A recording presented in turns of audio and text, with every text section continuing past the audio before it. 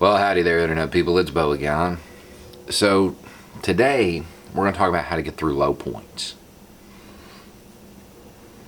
Because we're in one.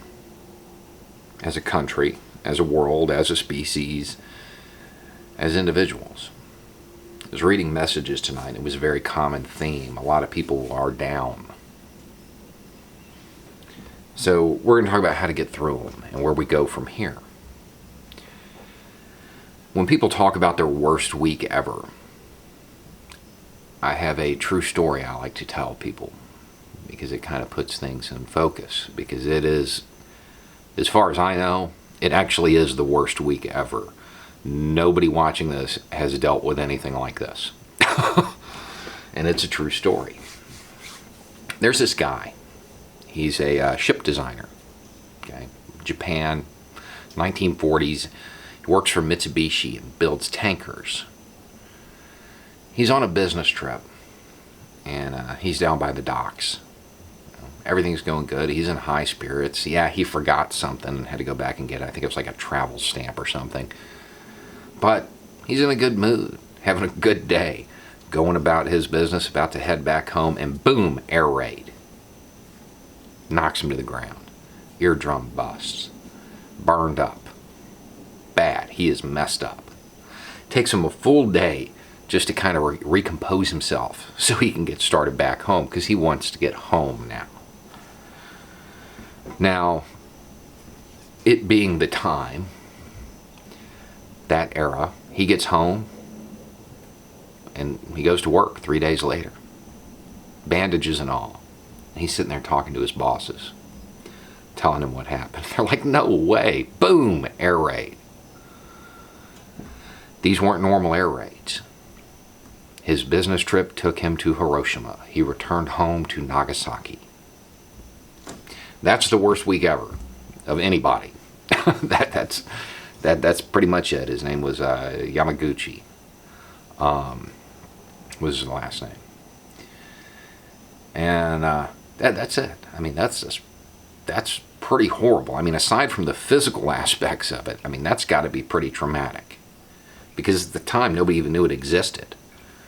You know, his bosses were telling him it was impossible for that to have happened. You're an engineer, calculated. But it did happen. But he made it through both. Lived to be like 90. Had kids. Became pretty outspoken when it comes to prohibiting those things. I would imagine that week was his low point. But he made it through it. What about the cities? The cities themselves. You say those two city names in the United States, nobody thinks of cities. They think of rubble. Those city names have just become an image of destruction. But what's the reality? They're back. They're pretty big cities. They had a low point too. And they recovered. Just like we will. Just like we will. See, we're in a low point. But to me, that's not the scary part. That's not the unnerving part. Because we'll get through that.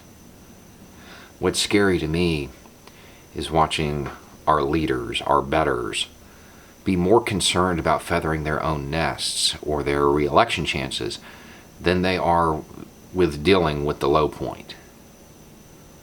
What's scary to me is watching our infrastructure crumble.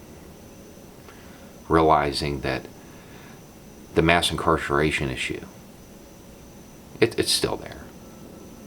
It's not even really being highlighted the way it should right now. Watching people actively defend, go out of their way to defend a system that keeps millions on the brink of poverty, just to keep them in line. And meanwhile, almost half the country, as they are making it worse, chant about how they're making it great again. That's what's scary to me. And you know, when you ask them, when are you talking about? When exactly are you reaching back to? They say the 1950s. You know, it's even in the slogan that it's regressive, that it's dated. But when you ask them, they say the 1950s. Why? Because of an image. An image that's wrong.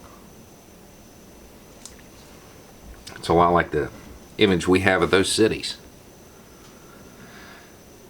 Because they have the idea of either what they experienced as kids or stories that they were told. Leave it to Beaver type stuff. The reality is that was just a few years after that happened. The entire country lived under the threat of that occurring at any moment.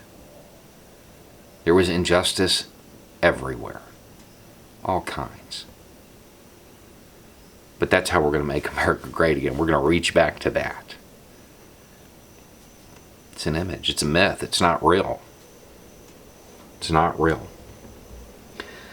But people think about it because they were kids, or they're basing it on stories. They didn't have a clear picture of it.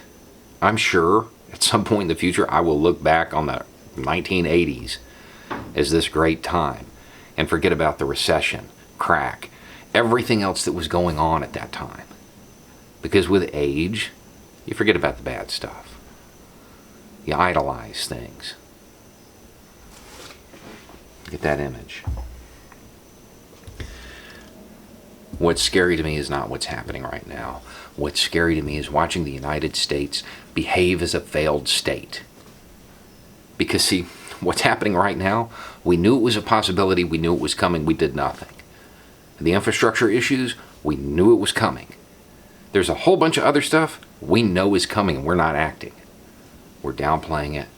We're pretending it's not real. Pretending that the experts don't know what they're talking about. How has that worked for us this time? A toll as high as Hiroshima.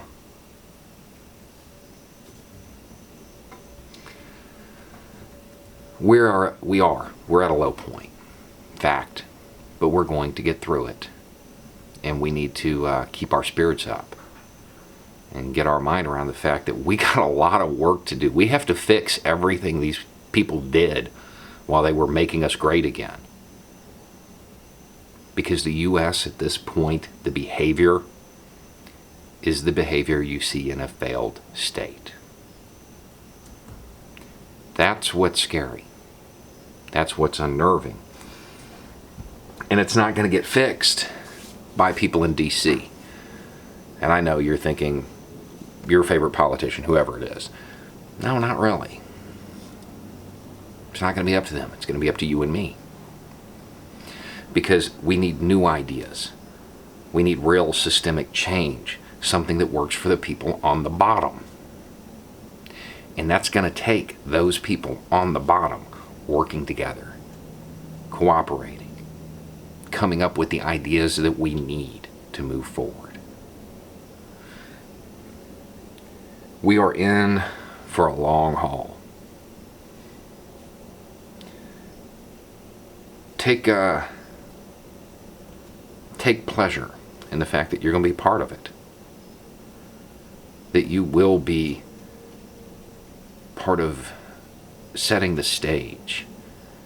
Not to make America great again, not to compare it to some myth, but being a part of actually advancing, moving society, the country, the world, the species, and individuals, all moving forward. That's what we have to look forward to. And we're only really going to have the momentum because we went through a low point. Anyway, it's just a thought. Y'all have a good day.